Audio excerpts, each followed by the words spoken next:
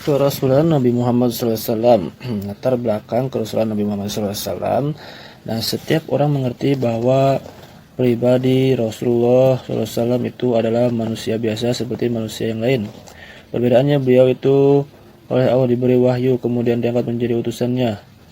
Sebagai utusan Allah Subhanahu wa taala, Nabi Muhammad SAW itu kan supaya ditaati ajakannya, diamalkan tuntunannya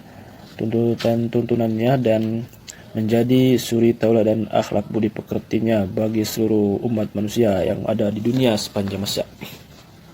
Nabi Muhammad SAW turunkan ke dunia tepat pada keadaan kondisi-kondisi dan situasi yang diperlukan oleh dunia, di mana kondisi moral manusia sedunia pada masa itu sangat memerlukan penyuluhan, memerlukan tuntunan dan memerlukan pembangunan kebudayaan dengan dasar wahyu dari Allah Subhanahu wa taala. Nah, kita gambarkan keadaan di beberapa tempat di dunia sebelum lahirnya Islam sekitar abad ke-6 sebagai latar belakang kerasulan Nabi Muhammad SAW yang lahir pada tahun 570 Masehi atau 571 Masehi.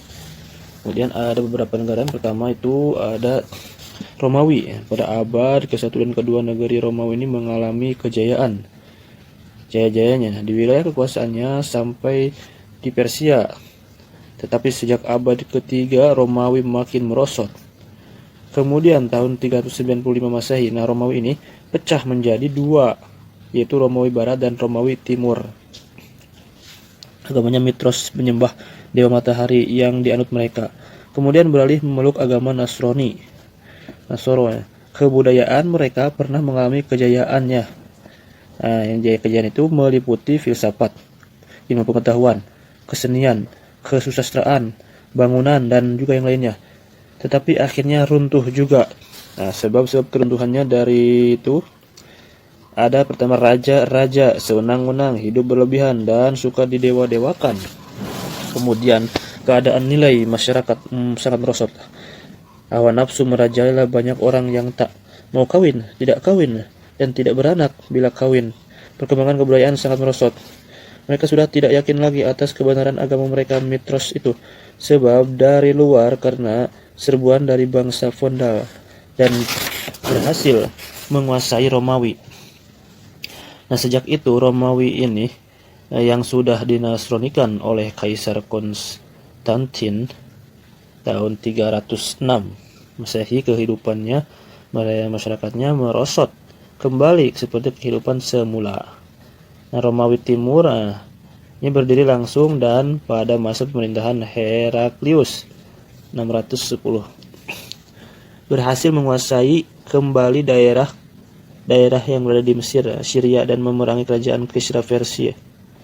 Pada saat peperangan yang dahsyat itu terjadi pembunuhan secara besar-besaran oleh Raja Heraklius terhadap bangsa Yahudi, orang-orang Yahudi, dan sebaliknya orang-orang Yahudi membalas pembunuhan puluhan ribu orang Nasrani. Kemudian perang tersebut berakhir dengan kemenangan Romawi. Kaisar Heraklius itu nantinya yang akan berhadapan dengan pasukan Islam di Mesir, Syria, dan Persia. Kemudian beberapa negara Eropa Barat yang sedang kacau itu, negara Eropa seperti Spanyol, Prancis, dan Inggris pada masa sebelum lahir Islam masih merupakan negara yang kecil. Kemudian penduduknya masih sangat sederhana. Nah, di dalam negeri mereka itu masih memerlukan kerajaan kecil-kecil. Masih merupakan kerajaan kecil-kecil. Seperti di Inggris, masa itu masih merupakan 7 buah kerajaan kecil-kecil dan juga tidak luput dari pergolakan dan peperangan. Banyak peperangan. Antara lain permusuhan antara suku bangsa Saxon melawan suku bangsa Anglo. Skotlandia termasyhur sebagai pusat kediaman orang Picts yang suka menjarah raya. Kemudian Spanyol tidak luput dari serbuan bangsa Pandal yang kemudian menjajah Spanyol dijajah. Kedemikian pula Perancis mendapat serbuan dari bangsa Goth Arya. Nah, mereka masa itu juga menggencet bangsa Yahudi yang berada di wilayah mereka. Kemudian ada Persia, Iran. Pada waktu menjelang kelahiran Islam di Persia terlibat peperangan yang dahsyat antara Heraklius dengan Raja Kisra. Raja Heraklius dan Raja Kisra. Sebagaimana sudah kita ketahui di muka itu dengan kemenangan Heraklius dari Roma. Kecuali itu mengenai literatur versi, yaitu peninggalan kitab-kitab agama Zarathustra Majusi sudah dimusnahkan oleh Raja Iskandar Zulkarnain dari Yahudi sewaktu menyerbu Persia. Karena itulah kemudian agama tersebut menjadi sulit untuk dapat dipercayai. Banyak praktik-praktik masyarakat yang menjurus pada kerusakan moral rakyat. Adanya peristiwa-peristiwa yang berbahaya, yaitu peperangan negara-negara besar yang masa itu Romawi Timur melawan Persia, dan ada praktek-praktek masyarakat yang moral. Maka hal itu termasuk tingkat yang membahayakan keamanan seluruh dunia ya. Kemudian lagi India. Nah, India sejak kira-kira 2000 sebelum Masehi, bangsa Arya datang di India yang selanjutnya bercampur dengan penduduk-penduduk asli. Mulai zaman situ juga bangsa India memeluk agama Hindu. Nah, agama Hindu itulah yang memberi corak masyarakat orang-orang India dengan susunan 4 kasta, yakni Brahma, Ksatria, Waisya, dan Sudra. Nah, itu keempat susunan kasta di India. Karena itulah kemudian timbul kelas-kelas tertentu di dalam kehidupan bermasyarakat yang masyarakat yang memudahkan timbulnya perpecahan bangsa India sendiri. Justru itulah setelah Islam itu sudah mampu menjadi mudah tersiar di India. Setelah agama Hindu berjalan lama, kira-kira sampai 600 sebelum Masehi, menimbulkan ketidakpuasan terhadap masyarakat yang mengakibatkan timbulnya agama Buddha dipimpin oleh Siddhartha Gautama, yang pada hakikatnya merupakan pembaruan agama Hindu. Agama Buddha mencapai puncaknya pada zaman Raja Asoka, memerintah 268 sampai 232 sebelum Masehi. Sekalipun agama tersebut pernah mengalami pecah menjadi 2, Mahayana dan Hinayana, tetapi kemudian rupa-rupanya bangsa India belum puas dengan memeluk agama Buddha tersebut, terus mengadakan pembaruan organisasi Hindu dengan menyederhanakan keyakinan mereka, yaitu hanya mengakui adanya Mahadewa yang tunggal, yang terdiri dari 3 unsur atau Trimurti menurut mereka tuh, Brahma, Siwa, Wisnu. Hal itu terjadi pada zaman keluarga Gupta, pemerintah 300 sampai 650 Masehi. Bila kita perhatikan perkembangan di India itu tersebut di atas, dapat kita kesimpulan bahwa baik agama Hindu maupun agama Buddha belum dapat memuaskan bangsa India. Proses penyederhanaan jumlah dewanya yang semula berpuluh-puluh kemudian disusutkan menjadi sedikit dewa itu terjadi pada masa lahirnya agama Islam 610 Masehi. Nah, ada-adanya. Ya, kemudian Tiongkok nih. Bangsa Tiongkok itu juga termasuk bangsa-bangsa yang sudah maju kebudayaannya jauh lebih dahulu daripada negara Eropa.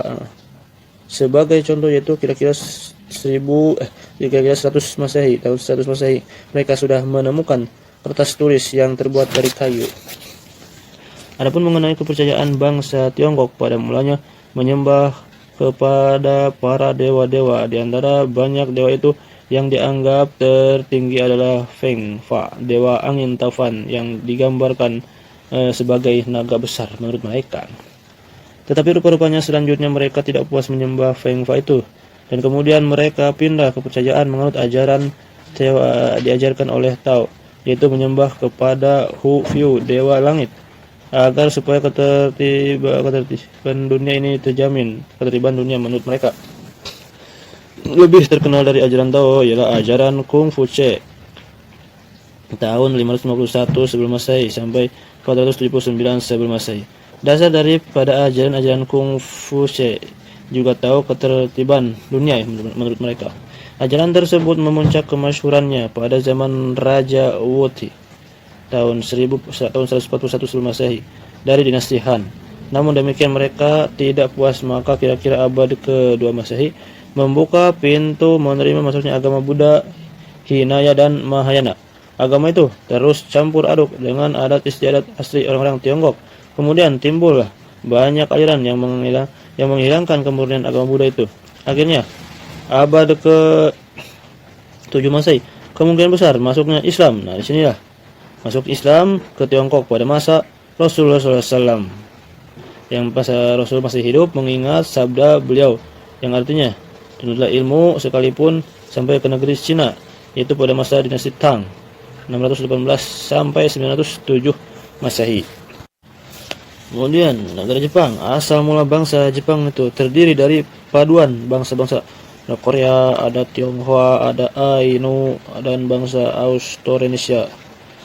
Nah, agamanya asli disebut Shinto, jalan dewa-dewa Jepang nih, yaitu kebaktian terhadap dewa-dewi. Dewa yang terbesar ialah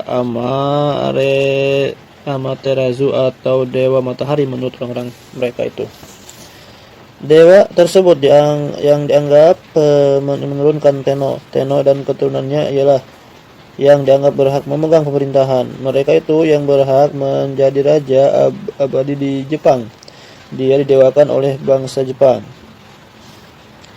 Sejak tahun 201 Masehi, agama Buddha mulai masuk ke Jepang dan setelah berjalan baik, kemudian agama Buddha itu diakui sebagai agama yang sederajat dengan Shinto. Nah, kemudian pada tahun 552 Masehi, agama Buddha masuk secara besar-besaran ke Jepang. Masuk nih agama Buddha nih. Memisahkan kepribadian bangsa Jepang pada tahun 1867. Yang mana agama Shinto diangkat resmi sebagai agama negara Jepang yang pada hakikatnya merupakan penyembahan terhadap Tenno atau orang. Karena itulah Shinto cocok dengan Buddha. Kemudian Indonesia. Negara Indonesia, keadaan negara Indonesia ini pada sekitar abad ke-6 juga kita ikutkan sebagai latar belakang kerasulan Nabi Muhammad SAW untuk memperluas pandangan kita. Kecuali itu kiranya memang perlu kita kemukakan, karena Nabi Muhammad SAW itu diutus oleh Allah SWT sebagai rahmat seluruh alam. Dan ternyata setelah Islam berkembang, sebagian besar penduduk Indonesia memeluk agama Islam. Nah, berarti ikut menikmati rahmatan lil alamin. Dan berarti juga keadaan Indonesia sebelum Islam lahir pada abad ke-6 ikut menjadi latar belakang kerasulan Nabi Muhammad SAW. Nah, pada masa proto-histori Indonesia sudah dikenal oleh Claudius Ptolemeus, seorang ahli ilmu bumi dari Iskandaria, Mesir. Tahun 165 Masehi, ia menyusun buku Geographic Hippokianis. Dalam buku itu menyebut nama-nama Barosai, Sabadaibai, Labadrio, Satiroi, dan Maniolai, yang kesemuanya menunjuk kepada tempat-tempat di Indonesia. Hal ini memberikan petunjuk kepada kita bahwa sejak abad ke-2 Masehi itu orang dari Timur Tengah sudah mengenal Indonesia.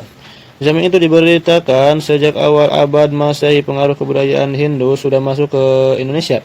Dan karena situasi mengizinkan pada sekitar tahun 400 Masehi, tampillah kerajaan Sunda Tarumanegara di daerah Jawa Barat, kerajaan Kedung Keling di Jawa Tengah. Kemudian melebarkan wilayahnya ke seluruh Jawa Tengah dan Jawa Timur juga Nusa Tenggara.